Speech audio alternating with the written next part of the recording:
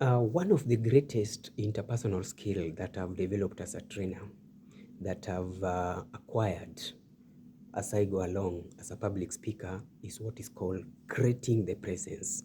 I have the ability and I have the power of creating a presence to my audience. What I mean by this is that I've reached a point whereby I have interacted with different types of audience, different types of trainees, different types of listeners, and I've realized one thing. After the delivery or after the revision or doing some kind of evaluation, I always come back to one decision or one conclusion, that if you are a trainer or you are a speaker or you are a parent who can be able to show somebody what to do in case of a problem or in case of inquiry or in case of a need, just creating that presence is enough to make your trainee understand what you are trying to pass across, or to make your trainee performs well, so long as they know that there is always something to look up to in case there's a problem.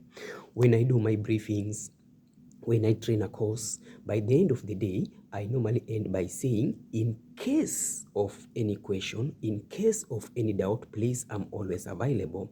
Just call me. I give out my numbers for free, or you can get me from ABCD, or talk to somebody who can talk to me so that we can come again and clarify it. And I make sure that as much as possible, I create what is called that presence. So making an audience understand that in case I want to reach A, I can always press or think of this one. It's the best quality you can have as a trainer, or you can have as an interpersonal skill if you want to do a certain duty. Now look at this. There's a research that was done concerning the performance by the psychologist. And what they did is this. After realizing that noise was the most common factor that was causing stress among the life of the people, or even causing death. Noise is one of the factors that were making people giving up in life, or getting confused, or even causing mind or maybe psychological disturbance. Now, after this, they went down to do a research in a given college and came up with a lot of professors in the same department and all that. Now, what they did is this. They exposed students or learners into a hall. And here they were to solve a task that really needed a lot of attention and a lot of discussion, peaceful kind of mind.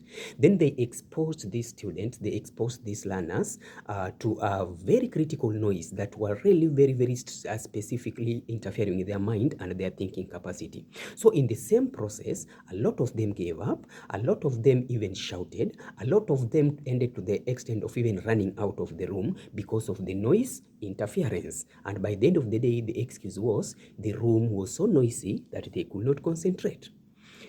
Second time, they exposed the same learners, the same students in the same hall under the same noise. But this time round, second time, they made the student know that in case you want to stop noise from interfering, no need of running out, no need of giving up, no need of crying. What you are going to do, I am going to show you a duress button that whenever you feel the noise is interfering with your discussion, just go and press it.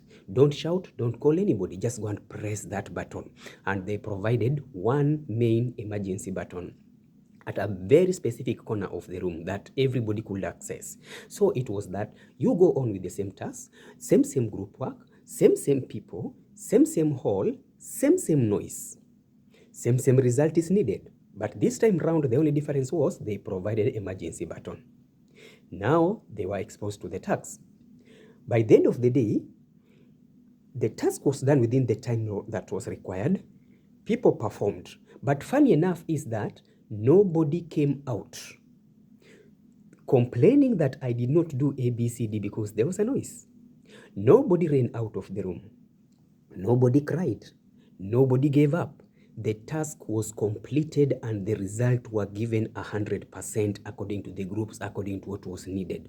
Now, the question was to these psychologists and the lecturers, how come this time round, none of them pressed the button, yet they were exposed under the same task, under the same room? Psychologists came and said, now here is the issue. The problem was not the noise. The problem was not the task. The problem was not the confusion. The problem was they never knew what to do in case of duress button or duress situation. So this time round, what made them work is the knowledge, the knowing of what to do in case there is a problem. So they were exposed to noise, but they knew that if psychologically it is too much that they could not concentrate, there is a button that we can press. There is a duress button that we can press. The same applies to you as a trainer. The same applies to you as a caregiver. The same applies to you as a leader. The best thing you can create to people you are serving is creating what is called a presence. Just make them know that in case you are in need, I am available. In case whatever I've taught you are not getting it right, even at home, this is my number. Just call, I will help you.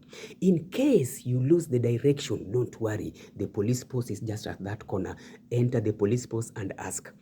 Creation of knowledge is very, very important. And that is the best internal or interpersonal skill that I've developed, and is really helping them a lot, making people to know what to do in case of any duress situation. I hope you have learned something. Are you a person who is creating a presence? Are you a person who is creating the knowledge? Are you a person who is creating a situation that in case we have a problem, we can always go to? Make sure you create a presence. Follow me, my YouTube, Classroom TV, for more insights. Please follow my, subscribe, share, and like it, comment. TikTok and Edomark, Facebook and Edomark. See you next. Duress button, importance of emergency button.